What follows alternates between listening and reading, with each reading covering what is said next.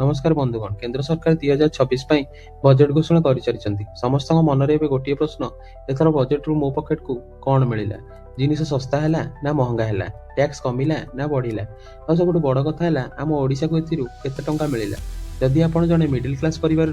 तेबे आज भिडियोटी आपण बहुत जरूरी एवं आपण मान अनुरोध आपड़ जो जो जगार भिडियोटी को देखुं कमेंट मध्यम आमको जनातु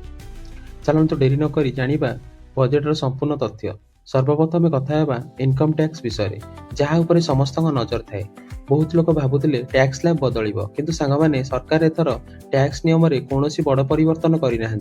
तथापि आपण खुशी खबर है नुआ टैक्स व्यवस्था रे एबे भी 7 लाख टंका पर्यंत रोजगार उपरे आपण को टंकाटी भी टैक्स देवाक पड़ो ना चाकरिया मानक स्टैंडर्ड डिडक्शन सुविधा पूर्व भली रही अर्थात मध्यवर्ती पुराना सुविधा बजाय रही एबे आसीबा सबुठु बड़ खबर उपरे ओडिशा इतिहास रे रेलवाई सर्वाधिक अनुदान मिली एथर रेल बजेट रे ओडिशा को मोट 10,928 कोटी टंका मिली गत वर्ष अपेक्षा यह बहुत अधिक यही टंका रे राज्य रे नुआ रेल लाइन बिछा एवं 69टी अमृत भारत स्टेशन रो विकास करा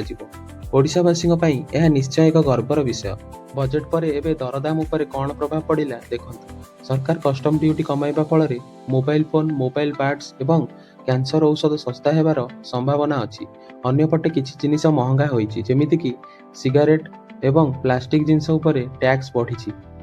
तेणु जदि मोबाइल किनिबा को चाहुचंती तेबे यह भल समय होई पारे तेबे सांग माने यह थिला बजेट 2026 रो मुख्य अंश मोट उपरे देखा गले ओडिशा को मिलिथिबा 10,000 कोटी टंकारे आपण खुशी अछंती तो कमेंट बॉक्स रे निजर मतामत निश्चय लिखंतु